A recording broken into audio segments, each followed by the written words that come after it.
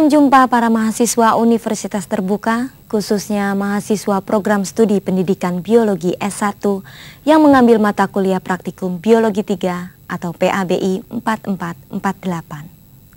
Saudara, pada program kali ini kita akan membahas beberapa judul praktikum wajib yang kami anggap perlu ditunjang ataupun dilengkapi oleh program video untuk membantu Anda dalam melakukan percobaan, baik mandiri maupun secara berkelompok. Ada 3 topik yang kita bahas pada program ini. Pertama, pemisahan zat warna pada tumbuhan secara kromatografi. Kedua, respirasi. Dan topik ketiga, transpirasi pada tumbuhan.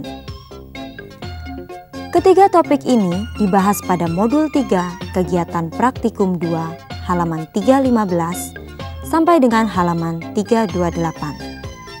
Untuk itu, persiapkanlah buku materi pokok Anda sebelum menyimak program ini. Baiklah saudara mahasiswa, sekarang kita mulai pada topik yang pertama, yaitu pemisahan zat-zat warna yang terdapat pada tumbuhan secara kromatografi. Silakan Anda lihat modul Anda pada halaman 315. Tujuan dari percobaan ini adalah memisahkan zat-zat warna yang terdapat pada daun suatu tumbuhan.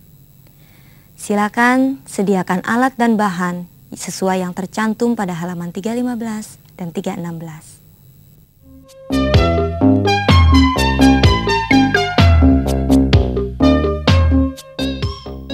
Anda perhatikan dan periksa alat dan bahan pada percobaan ini. Barangkali sebagian alat dan bahan tersebut tidak ada di tempat atau laboratorium sekolah Anda. Anda dapat menggantinya dengan alat dan bahan yang mempunyai fungsi yang sama. Misalnya tabung kultur dapat diganti dengan tabung reaksi yang dilengkapi dengan penutup gabus yang sesuai ukurannya. Dan bahan petroleum ether dapat Anda ganti dengan ether saja. Demikian dengan alat dan bahan yang lainnya. Saudara mahasiswa, Anda tentu telah menyediakan alat dan bahan seperti yang kita perlukan. Baiklah, sekarang kita ikuti cara kerja atau prosedur percobaan ini. Langkah pertama, kita membuat dahulu larutan pengembang dengan mencampurkan aseton ke petroleum ether. Perbandingannya adalah 1 bagian aseton, 9 bagian petroleum ether. Kita buat saja dalam satuan tetes atau boleh juga dalam mililiter. Kita campurkan dalam 1 tabung reaksi. Caranya, kita sediakan dahulu 9 ml petroleum ether, kemudian kita tambahkan 1 ml aseton. Kita buat sesuai kebutuhan. Hasil campuran aseton dan petroleum ether, kemudian kita tuangkan ke dalam tabung kultur setinggi 1 cm. Kemudian kita tutup dengan penutup gabus dan menempatkannya pada rak tabung kultur. Langkah kedua, kita bentuk pita kertas saring Whatman atau kertas kromatografi dengan lebar 2 cm. Pada salah satu ujung pita kertas saring, kita buat garis mendatar setinggi 2 cm dengan menggunakan pensil. Di tengah garis mendatar tersebut, kita buatkan titik. Ujung pita kertas saring yang diberi garis dan titik ini, kita bentuk meruncing seperti bentuk ujung anak panah, digunting atau menggunakan pisau silet. Pita kertas saring yang telah kita bentuk ini, kita letakkan saja di atas meja praktikum sebelum kita gunakan.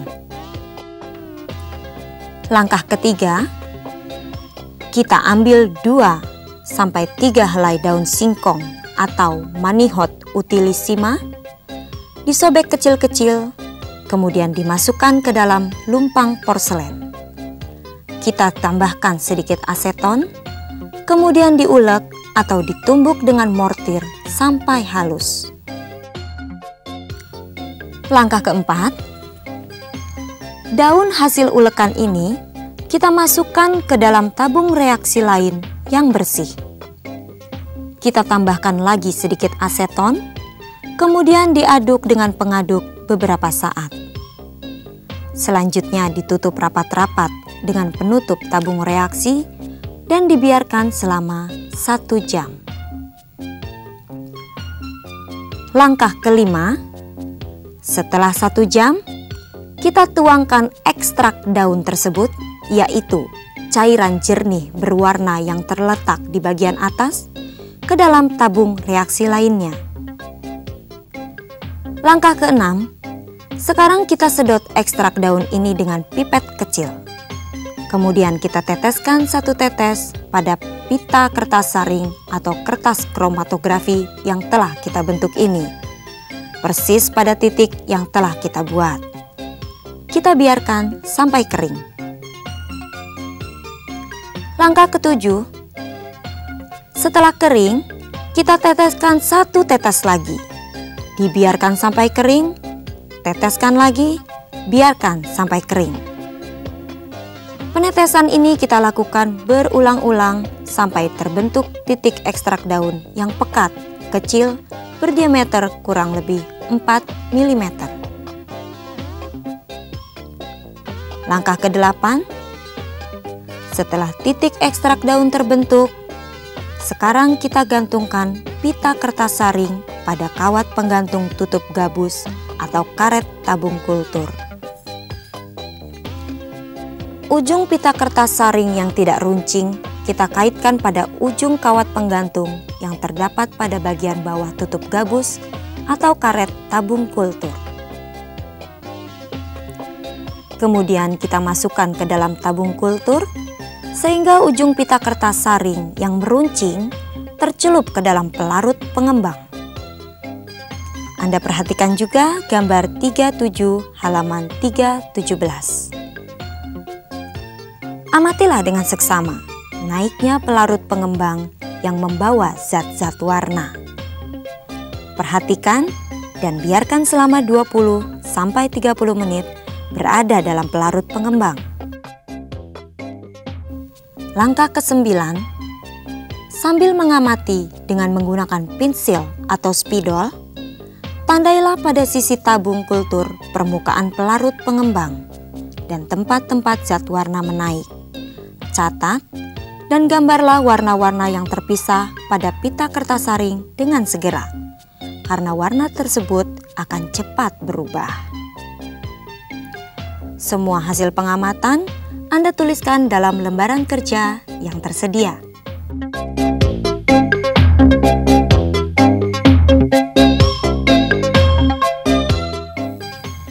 Saudara mahasiswa, demikianlah pembahasan topik yang pertama dan kita akan melanjutkan kepada pembahasan topik yang kedua, yaitu respirasi. Percobaan ini bertujuan untuk membuktikan bahwa respirasi menghasilkan karbon dioksida dan membutuhkan oksigen. Secara lebih lengkap, kita akan membuktikan bahwa respirasi menghasilkan karbon dioksida.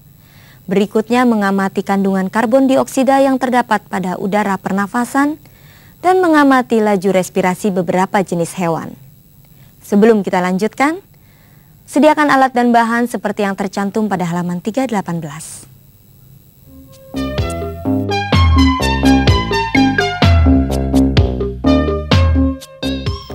Anda lihat dan periksa alat-alat ini. Bila ada alat yang tidak tersedia di tempat Anda dapat juga menggantinya dengan alat lain yang mempunyai fungsi sama. Demikian juga dengan bahan-bahan ini. Anda dapat menggunakan sesuai dengan bahan yang tersedia di tempat Anda. Nah, saudara mahasiswa, Anda tentu telah menyiapkan alat dan bahan seperti yang kita butuhkan. Sekarang kita mulai dengan percobaan membuktikan respirasi menghasilkan karbon dioksida. Dan kita ikuti cara kerja percobaan ini. Langkah pertama, kita buat lebih dahulu larutan kalsium hidroksida atau CaOH2 atau air kapur. CaOH2 kita aduk kuat dalam air suling. Kita biarkan mengendap hingga terdapat bagian yang tidak larut. Cairan yang terdapat di atas endapan kita saring beberapa kali, sehingga diperoleh cairan yang bening. Cairan inilah yang kita gunakan. Bagaimana cara membuat air kapur? Air kapur dapat kita peroleh dengan cara mencampurkan kapur tohor sedikit demi sedikit dengan air. Kita lakukan dengan hati-hati. Air menjadi panas atau mendidih dan akan terdapat bagian yang tidak larut. Bagian yang tidak larut kita saring beberapa kali, sehingga diperoleh cairan yang bening. Cairan inilah sebagai air kapur. Langkah kedua. Setelah air kapur sudah tersedia, kita susunlah alat-alat seperti dalam gambar 38 halaman 319. Anda lihat seperti ini. Kita beri tanda A, B, C, dan D pada masing-masing botol Erlenmeyer. Kemudian Erlenmeyer A ini kita isi dengan kalium hidroksida atau KOH 10%, kira-kira 70 ml. Erlenmeyer B ini kita isi dengan air kapur yang jernih atau larutan CaOH2 sebanyak kira-kira 70 ml juga. Erlenmeyer C kita isi dengan kecambah kacang hijau secukupnya, kira-kira 1 genggam. Kita timbang dulu, misalnya 100 gram. Baru kita masukkan ke dalam Erlenmeyer C ini. Berikutnya Erlenmeyer D. Kita isi dengan larutan CaOH2 atau cairan yang jernih sebanyak 70 ml. Sebaiknya Erlenmeyer A, B, dan D kita isi dengan volume yang sama.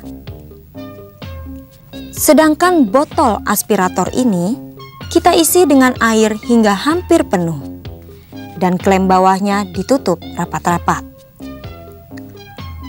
Selanjutnya kita pasangkan semua pipa-pipa yang melewati botol-botol Erlenmeyer ini. Agar percobaan tidak gagal, semua sambungan atau sumbatan kita lapisi dengan plastisin atau vaselin atau boleh juga tetesan lilin. Alat-alat tertentu yang tidak ada di tempat Anda dapat Anda gantikan dengan alat-alat lain yang bentuknya berbeda tetapi mempunyai fungsi sama. Anda dapat berkreasi dan berimprovisasi agar percobaan-percobaan dapat terlaksana. Langkah ketiga, perlu kita perhatikan jangan sampai terjadi kebocoran udara. Bila sampai terjadi kebocoran, percobaan kita akan gagal. Langkah keempat, sebelum kita mengalirkan udara, air kapur di Erlenmeyer B dan D harus jernih. Nah sekarang, kita alirkan udara secara perlahan-lahan dengan cara membuka klem bawah botol aspirator ini. Kita atur agar air keluar dengan kecepatan 75 ml per menit. Jangan terlalu cepat atau terlalu lambat. Marilah kita perhatikan Erlenmeyer A, B, dan D. Di dalam ketiga Erlenmeyer ini harus keluar gelembung-gelembung udara. Bila ada di antara Erlenmeyer A, B, atau D tidak keluar gelembung udara, berarti terdapat kesalahan. Kita periksa kembali apakah sumbat karet penutupnya sudah rapat. Apakah terjadi kebocoran pada pemasangan pipa-pipa pada sumbat karet? Apakah terjadi kebocoran pada pemasangan pipa-pipa? Atau barangkali terjadi kesalahan dalam susunan peralatan? Bila sudah keluar gelembung-gelembung udara, kita lakukan pengaliran udara selama 10 sampai dengan 20 menit. Hingga air kapur pada botol D menjadi keruh. Dari percobaan yang telah kita lakukan, buatlah hasil pengamatan Anda pada lembaran kerja yang telah tersedia. Dan berikutnya, kita lanjutkan pada percobaan mengamati kandungan karbon dioksida pada udara pernafasan. Mari kita ikuti langkah kerjanya. Langkah pertama, kita sediakan 3 botol Erlenmeyer. Masing-masing kita beri tanda A, B, dan C. Ketiga Erlenmeyer ini kita isi dengan air kapur dengan volume yang sama, misalnya 70 ml. Kemudian kita tutup dengan sumbat karet berlubang 2 dan kita pasangkan pipa-pipa karet atau kaca masing-masing 2 pada setiap Erlenmeyer.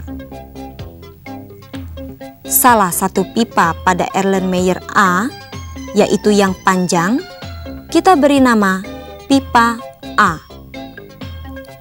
Sedangkan pipa panjang pada Erlenmeyer B, kita beri nama pipa B. Kita rangkai seperti pada gambar 39 halaman 320. Anda lihat seperti ini. Langkah kedua, melalui mulut, kita isap udara untuk bernapas dari pipa A. Kemudian, kita keluarkan udara pernapasan melalui pipa B. Mengisap dan mengeluarkan napas tidak perlu kuat. Kita lakukan berulang-ulang hingga air kapur di Erlenmeyer B keruh. Langkah ketiga, dengan pernapasan seperti yang baru kita lakukan, udara yang kita isap akan melalui air kapur pada Erlenmeyer A, dan udara yang kita keluarkan dari paru-paru akan melalui air kapur pada Erlenmeyer B. Sedangkan air kapur pada Erlenmeyer C ini kita gunakan sebagai pembanding saja. Catatlah hasil pengamatan Anda pada lembar kerja yang tersedia. Saudara, kita lanjutkan pada percobaan berikutnya, yaitu mempelajari laju respirasi pada hewan. Sekarang kita ikuti prosedur kerja ini. Langkah pertama, kita timbang seekor hewan yang kecil ukurannya, misalnya hewan kecoa, dan catatlah beratnya. Langkah kedua, siapkan respirometer chamber dan pipa berskala. Kemudian kita masukkan 2 atau 3 butir KOH yang sudah dibungkus kasa atau tisu ke dalam respirometer chamber. Lalu kita masukkan juga hewan kecoa ke dalamnya. Untuk menghindari kebocoran, setiap sambungan kita lapisi dengan plastisin atau vaselin. Langkah ketiga, sekarang kita sambungkan pipa berskala dan periksalah apakah masih ada kebocoran. Apabila masih terjadi kebocoran, lapisilah sambungan tersebut dengan plastisin atau vaselin sampai tidak terjadi kebocoran lagi. Kemudian kita masukkan atau teteskan eosin ke dalam respirometer chamber.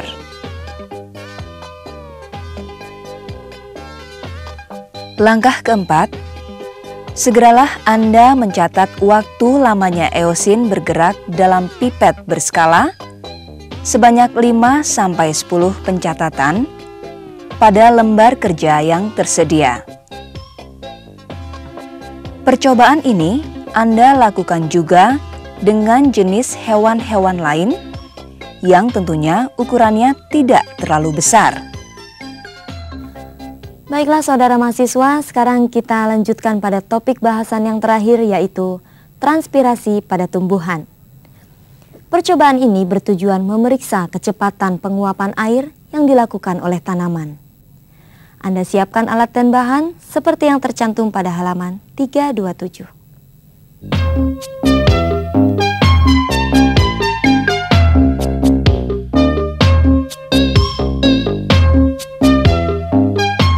Perhatikan dan periksalah kelengkapan alat dan bahan ini.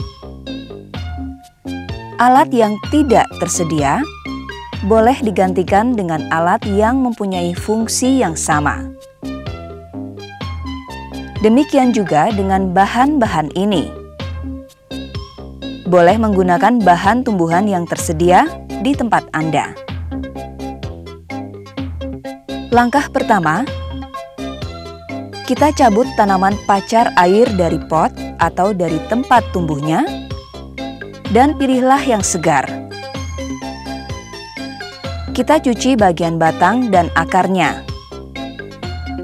Kemudian, segeralah kita letakkan di dalam bak atau ember yang telah terisi air.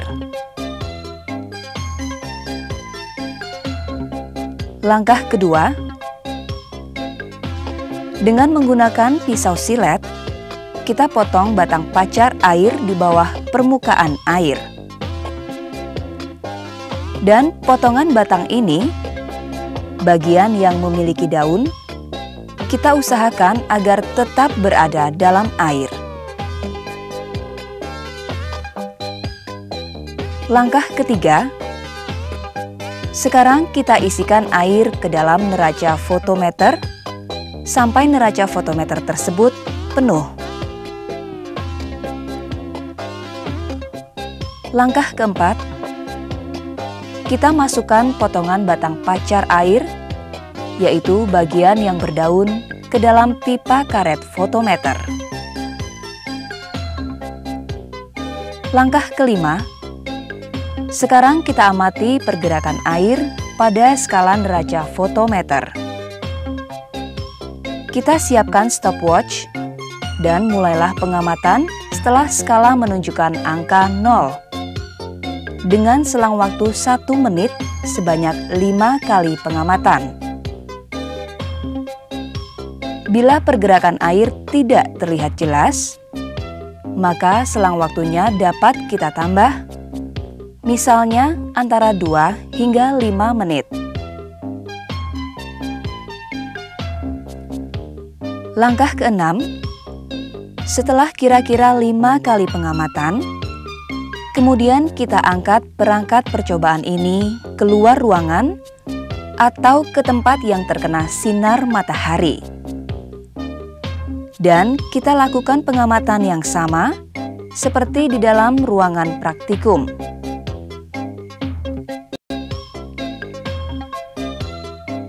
Langkah ketujuh, kita tanggalkan semua daun yang melakukan kegiatan transpirasi.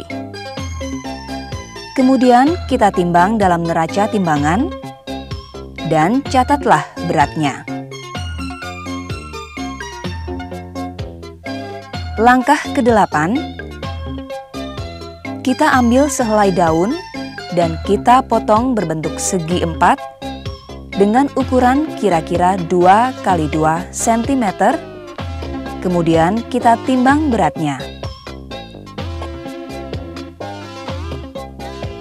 Tuliskanlah hasil pengamatan Anda dalam lembar kerja yang tersedia.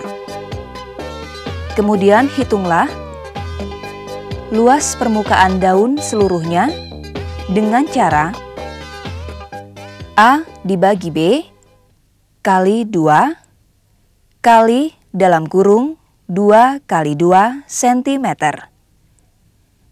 Di mana A adalah berat seluruh daun, B adalah berat daun yang diukur 2 x 2 cm, dan angka 2 menunjukkan permukaan atas dan bawah.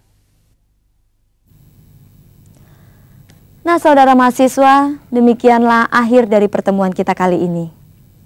Jika Anda belum terampil melakukannya, Anda dapat mengulangi program ini terus-menerus. Saran dan pertanyaan dapat Anda alamatkan ke Ketua Jurusan PMIPA FKIP Universitas Terbuka, UP Ketua Program Studi Pendidikan Biologi.